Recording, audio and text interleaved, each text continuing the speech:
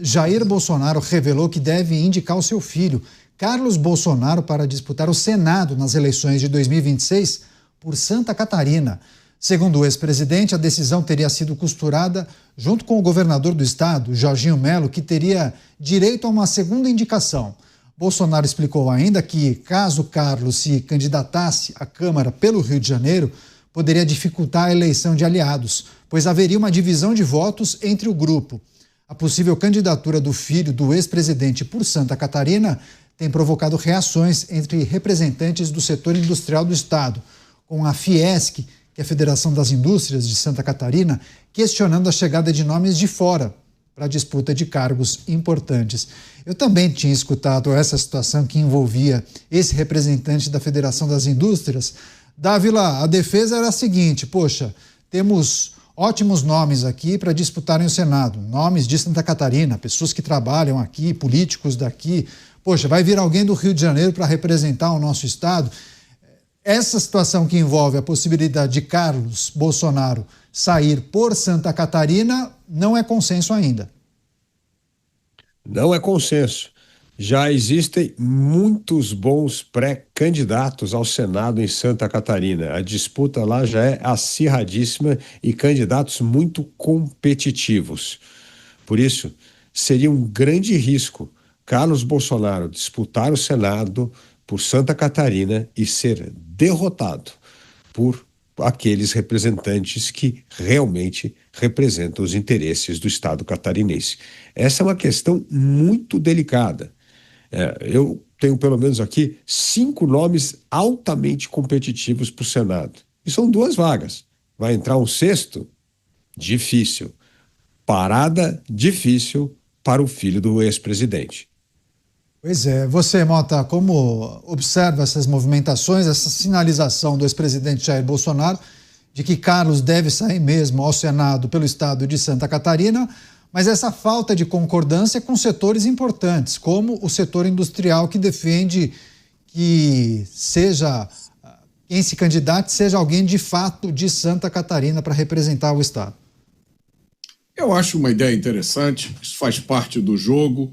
Eu não vejo qual é o problema de ter alguém que não é de Santa Catarina defendendo os interesses de Santa Catarina. Eu acho que é aquele mesmo raciocínio de achar que só uma mulher pode defender os interesses das mulheres, que o homem não pode defender os interesses das mulheres.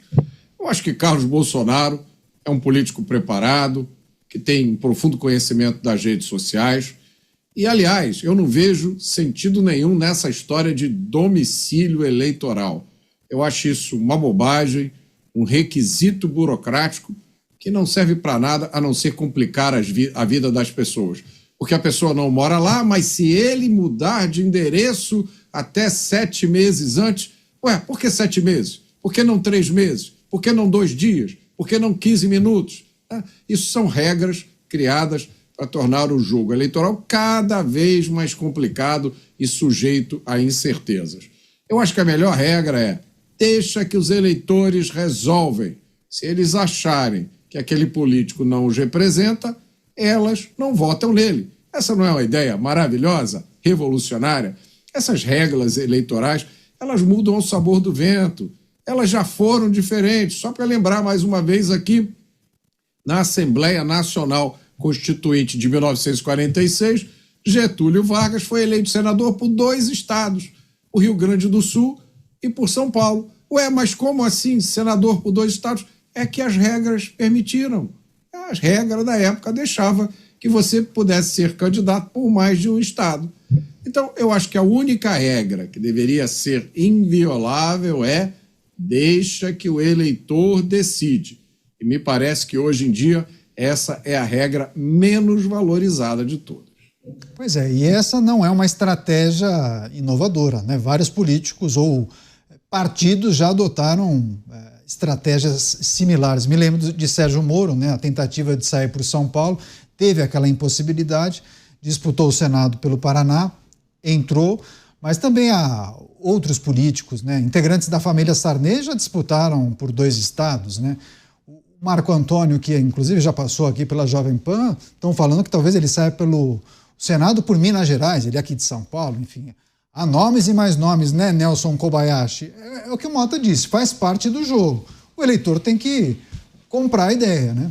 Um exemplo disso seria, por exemplo, Tarcísio de Freitas, que não é de São Paulo, foi escolhido para disputar o governo do estado de São Paulo, ganhou, foi o escolhido pelos paulistas e tão bem avaliado que, se colocar o seu nome na disputa pela reeleição, provavelmente vai ter muita facilidade para ser reeleito aqui em São Paulo. Aldo Rebelo também. Aldo Rebelo é um bom exemplo também. Só que eu só vejo essa estratégia política viável se não tiver nenhum outro nome no estado que tenha capacidade de ganhar. Por exemplo, aqui em São Paulo, eu acho que o Bolsonaro teria dificuldade de ter um outro nome na ocasião das eleições em que elegeu o Tarcísio, de disputar com viabilidade de vencer.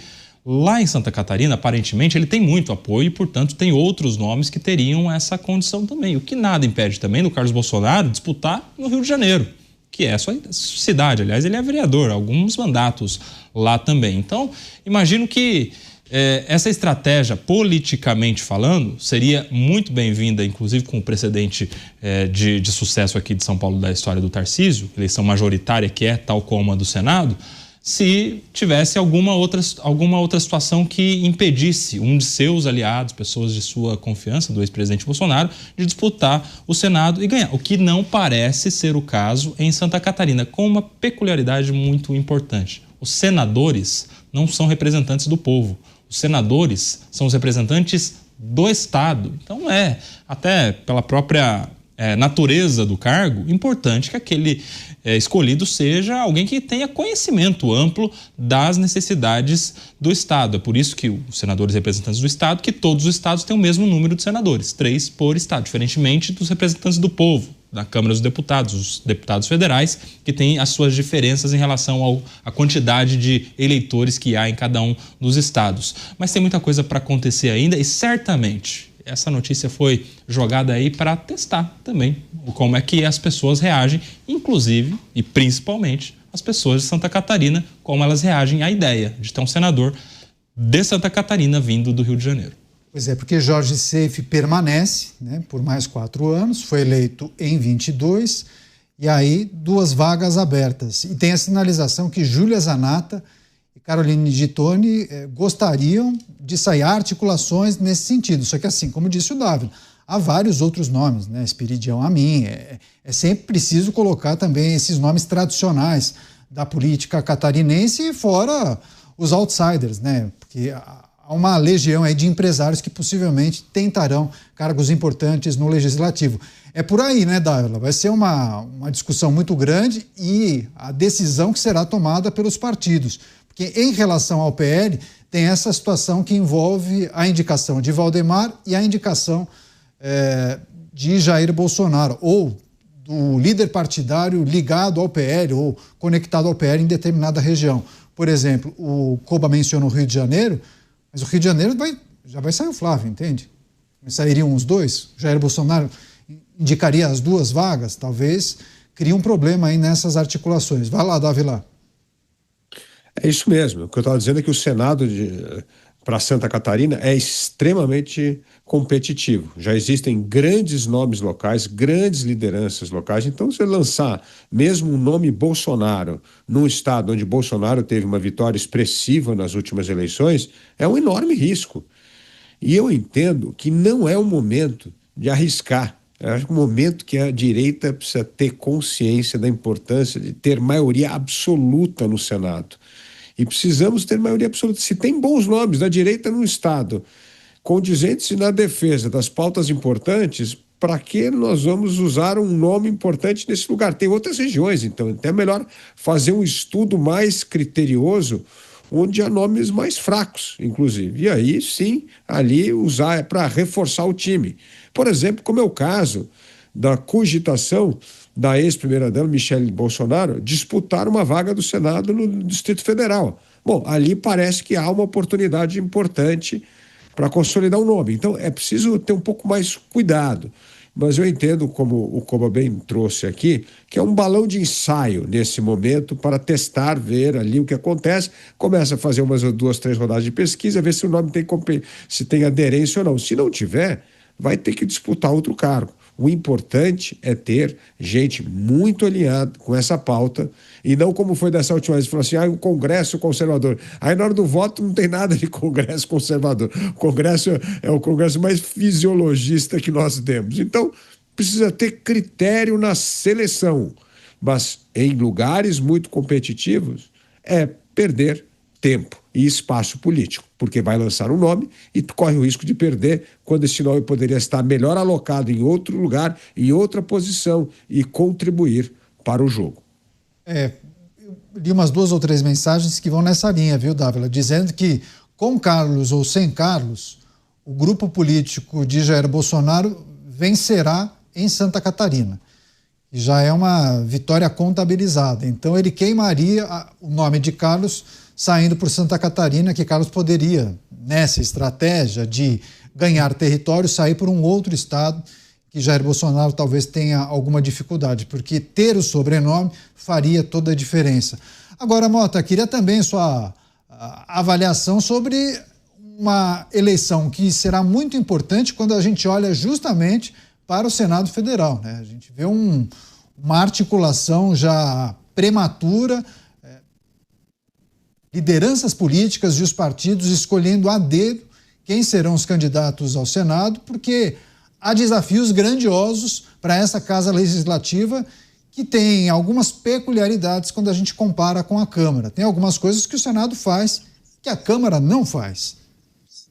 A principal delas é pedir o impeachment de determinadas autoridades, o que é um assunto quase tabu. Eu seguro as minhas esperanças em relação à composição e à disposição do futuro Senado. Nós já tivemos inúmeras decepções no passado recente e a minha aposta é que as decepções vão continuar. Por mais que seja rigoroso o filtro feito pelos partidos e pelos líderes políticos, você pode ter alguém que senta na sua frente e diz que vai ter determinado comportamento, que comunga com você dos valores mais nobres, quando chega na hora, ele faz justamente o contrário. Nós já vimos inúmeros exemplos disso. O poder seduz. Quando a pessoa senta ali, passa a ser chamado de senador, de doutor, tem toda aquela comitiva ao seu redor o tempo inteiro, dizendo o quanto ele é sábio, o quanto ele é poderoso, e ele olha para frente e ele vê 8 anos. O senador tem 8 anos de mandato, 8 anos é uma vida. O seu próximo encontro com o eleitor é só daqui a 8 verões, daqui a 8 carnavais. 8 anos dá para fazer muita coisa. Então eu acho que essas expectativas em relação ao próximo Senado estão exacerbadas. A gente tem que pensar nas condições do Brasil, nas regras do jogo, nas exceções que vão ser abertas na interpretação das regras, em toda a insegurança a qual todos nós, inclusive os parlamentares, inclusive os senadores, estão sujeitos. Isso é que precisa mudar. Se isso não mudar, e essa mudança depende de muitas outras pessoas, autoridades e instituições, além do Senado. Se nada disso mudar, eu acho prematuro a gente colocar a nossa esperança, a chave do futuro do Brasil, na mão de um Senado que ainda vai ser eleito. Pois é, você, Koba, eu achei interessante quando o Mota fala sobre expectativa e realidade, expectativa e decepção, que por muitas vezes havia uma grande expectativa com um determinado grupo que foi eleito, ou com alguns parlamentares que acabaram entrando em uma casa legislativa, e aí a atividade parlamentar não atende às expectativas dos eleitores. Há uma tentativa de alguns grupos políticos de mudarem um pouco a cara desse Senado, né? Porque há críticas sobre essa atual legislatura, muitos falam que talvez o pior Senado dos últimos 20 anos, mas há uma possibilidade de uma mudança substancial. Mudança, naturalmente, vai acontecer de 2/3 da casa, mas de novos políticos, novas caras, novas figuras. E a partir daí a gente tem que projetar o que poderia acontecer. Por que alguns parlamentares têm tanto receio, quando chegam lá, de cumprirem aquilo que sinalizaram ou que prometeram?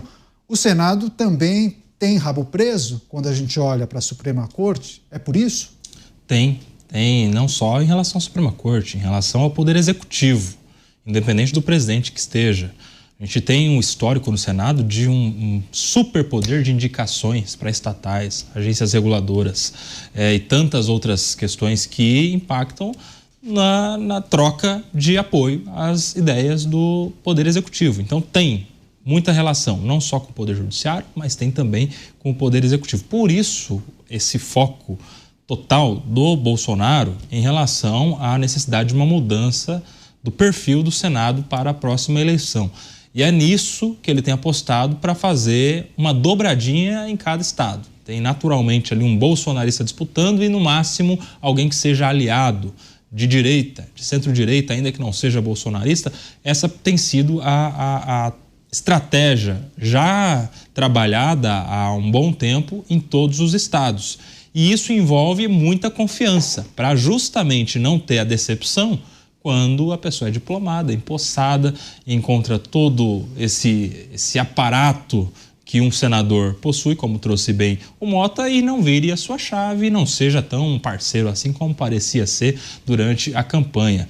A maior prova disso está na própria Câmara dos Deputados. E deputados nem têm tanto poder assim como senadores, hein? Quantos desses deputados que se elegeram às custas do sobrenome do Bolsonaro, não mudaram de ideia na primeira semana, não mudaram os seus votos na primeira vez que tiveram acesso a uma emenda parlamentar, não mudaram os seus votos na primeira vez em que um líder partidário chamou um pouco mais rigidamente a sua atenção. Enfim, é nisso que o ex-presidente Bolsonaro tem apostado, pessoas que sejam de fato de muita confiança, porque ele acredita muito nas mudanças que precisam acontecer, vindas do Senado a partir de uma mudança da composição no ano que vem. Pois é, o Ricardo escreveu o seguinte, Dávila: teremos muitos candidatos governadores, né? Fazendo menção aos governadores que em algum momento sinalizaram que gostariam de disputar a presidência da República, mas não vai ter espaço para todos, né, Dávila? Então, muito provavelmente, as figuras que não poderão tentar a reeleição, porque estão no segundo mandato, vão disputar o Senado. Essa é a sua aposta, Dávila? É a minha aposta, e eu sou otimista com o Senado. Eu acho que o Senado teremos um ótimo Senado. Nós temos uma das melhores safras de governadores desde a redemocratização no Brasil. E vários desses governadores terão de disputar o Senado porque não tem outra posição política. Então, tem uma enorme chance de melhorar bastante a qualidade do Senado. E nós estamos renovando 2/3 do Senado, né, candidato? São 2 senadores. Então, eu entendo que nós temos chance de ter um Senado muito melhor do que esse existente. Eu sou dessa opinião mesmo que você mencionou, candidato, que eu acho que esse é um dos piores senados que nós tivemos desde a redemocratização, e nós podemos ter um dos melhores senados a partir da eleição de 2026. Vejo também nomes que estão sendo aventados, nós acabamos de mencionar alguns deles aqui no estado de Santa Catarina, que são ótimos nomes, que vêm para reforçar o time. E outra, gente que tem histórico em defender as reformas estruturantes do Estado brasileiro. É isso que nós precisamos. Não precisamos ter um Senado que é a favor ou alinhado com uma pessoa ou com outra. O que nós precisamos é ter um Senado a favor das reformas que o Brasil precisa aprovar da modernização do Estado brasileiro. É isso que nós precisamos. Então, eu entendo que temos chance de ter um excelente Senado. E isso é altamente importante para um país cuja agenda reformista foi sepultada nos últimos 3 anos. Pelo contrário, nós tivemos uma agenda que buscou o retrocesso, desfazer matérias importantes que foram aprovadas, como a lei das estatais, como o marco do saneamento básico, como a independência do Banco Central. Teve enorme tentativa de sabotagem em reformas que nós já avançamos. E nós precisamos continuar avançando com essas reformas. E o Senado tem um papel fundamental. Pois é, pessoas da nossa audiência listando aqui alguns governadores que não poderão tentar a reeleição e que possivelmente disputarão o Senado. Eduardo Leite pelo Rio Grande do Sul, Ratinho Júnior pelo Paraná, Cláudio Castro pelo Rio de Janeiro, Romeu Zema por Minas Gerais e Ronaldo Caiado por Goiás. Esse último eu tenho as minhas dúvidas. Eu acho que ele vai tentar de todas as maneiras, vai em frente na tentativa de sair como candidato à presidência. Vamos aguardar.